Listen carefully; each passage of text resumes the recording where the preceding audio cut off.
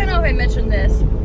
So I'm pretty sure when I first talked about Diamond, I said she was probably around 15 to 18 years old. Well, I looked at her teeth, and it seems she's around 20 years old, which I wasn't that far off. She's as old as I am, for sure. We got her when she was little. Probably a yearling.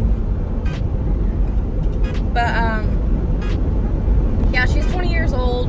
She is actually very well built for having been ridden for a year with an injury. She looks good. And she's a very good horse. And it's just a matter of her getting used to me. Because I haven't seen her in a long time. At most 3 years. At most. So, I shouldn't expect things to go back to normal after not seeing her for a long time. But it's just kind of hard to go from all of my horses where you can call their name and they come straight to you to I have to go out there and get her because she won't come to me.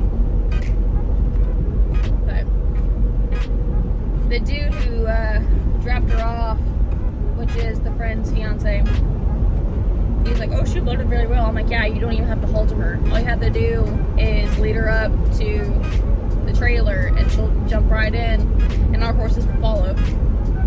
All of our horses would follow. Like, they are so easy to trailer. Because we were trail riders. We always went trail riding and it was just something that we did. And they just got used to it. They're pretty easy about it. And one time we went trail riding, and this is how I actually met one of my friends.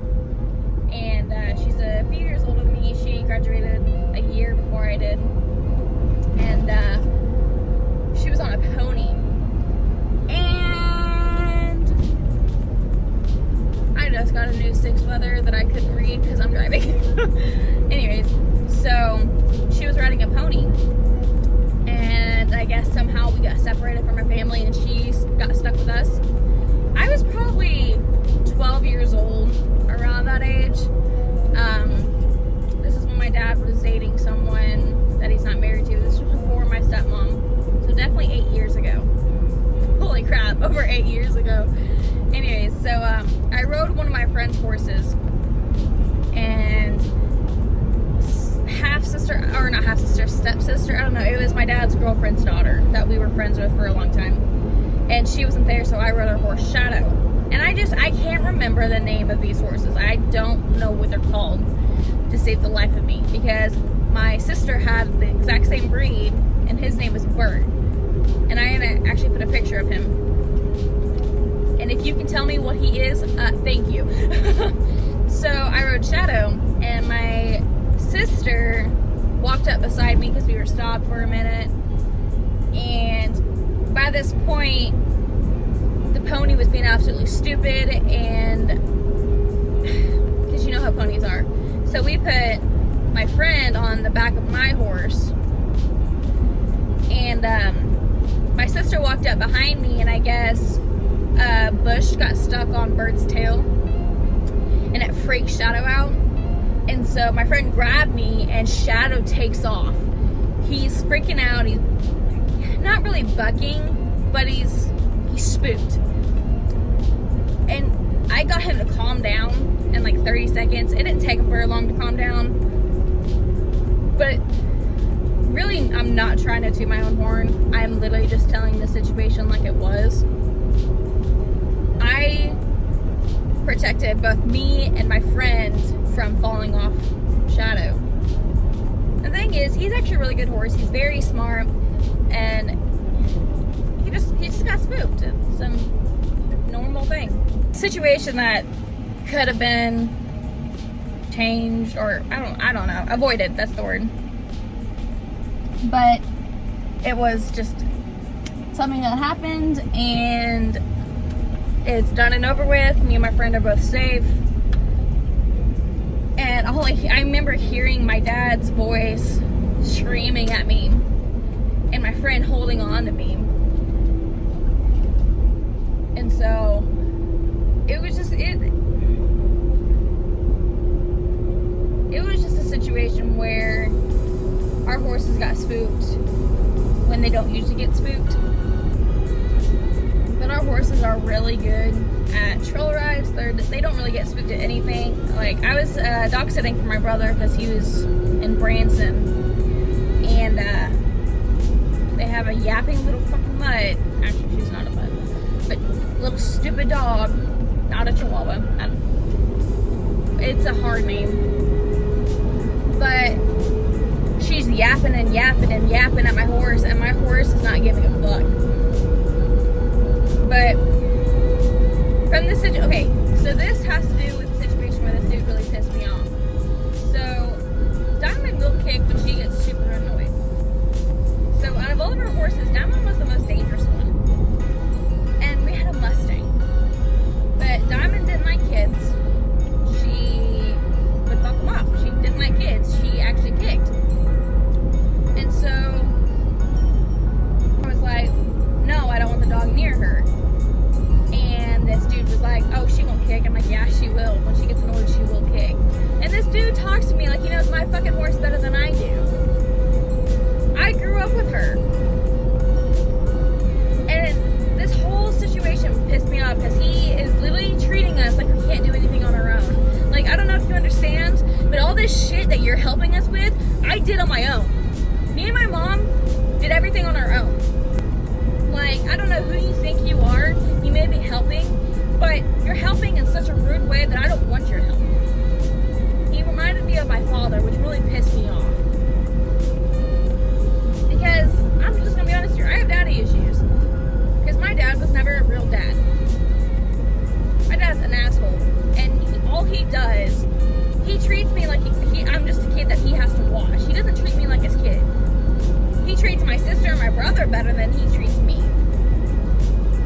And so I used to live like not even 5 minutes away from my brother. My dad would come to Skycheck all the fucking time to see my brother, go eat with my brother, invite my brother to go on vacation, because the reason Joseph went to Branson was because of my dad. Guess who didn't get invited? Guess who never gets told that my dad's in town?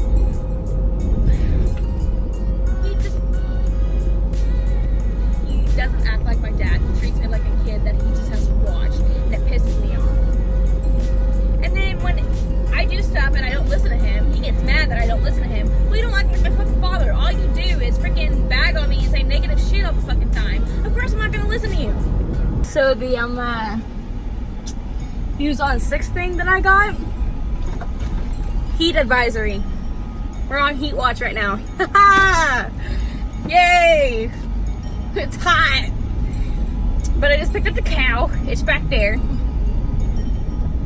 And yeah, now I'm definitely gonna have to wait. And for some reason, it didn't say anything about the rain, but there's raindrops on my car. And the sky is looking darker. So the Weather Channel needs to get their head in the game. I was gonna work with Diamond today, but guess that's not happening. If it starts raining, I don't like working her in the mud. I don't like that. Ooh, and I don't like working on gravel. So, like, if it starts raining again, I'm gonna have to wait another day. She needs to be worked on. Cavalcade's coming up, and I want to go. But if she's not ready, I don't want to take her. But I want to know if she needs actual medical stuff, then I want to get it for her. But I can't do that unless I work her. Because I called my vet, and they said if she is still limping at a trot, then there's probably something wrong. It's probably an infection or something in her joint. So I need to work with her to see what she needs. If she's gonna be injured, I need to know so I can get her fixed. And granted, I want a horse that I can ride, and this is about to get really dangerous. Yes. If I want to ride her, I need to know if she's sound. And if she's not sound, then I can't ride her, and I'm not going to. Because I want a horse to ride, but hurt an animal for my own needs. I can wait. So I'm not gonna complain if she can't be ridden. She can't be ridden. Sorry. That boo-hoo for me. I'll just have to wait until I can get another horse. But I'm not gonna complain when it comes to her because she was the horse that got me into horses, and so I'm not just gonna throw her aside just because I can't ride her. I'm gonna let her live out her days and be a horse. It's just how it is. I mean, it sucks if I can't ride her, but I want her to be safe. The only way to know that is if I get her and work her, but it's too hot. It's been storming the past couple weeks, and it's just, I've been busy. I have a dog. I just moved into a house. Crap needs to get done. I've been watching other dogs. I've been doing errands, and then of course I'm at home right now because I had to go get a cow, which I'm so excited because I'm a little bit on the poor side. I'm living paycheck to paycheck, and so having stuff on the sidelines, or basically I have extra food in the freezer, and so I don't need to go shopping if I have food in the freezer. All I have to do is lay it out the night before that I'm gonna eat it. And it's amazing to actually have food and to know where it came from, because I know the person who the cow belonged to. I mean, I know where it comes from, I know what goes in it, and it's nice to know that it's a real cow. It's not, nothing was put inside of it to make it fatter or more nutrients, which, whatever. But I know where it came from, and I know what's in it, and I know it's a healthy cow, which is nice. And it's not from the store, because some places it's really, I'm telling you, the way the beef looks compared to when you get from a butcher shop versus Walmart, there's a difference. And I'd much rather take the butcher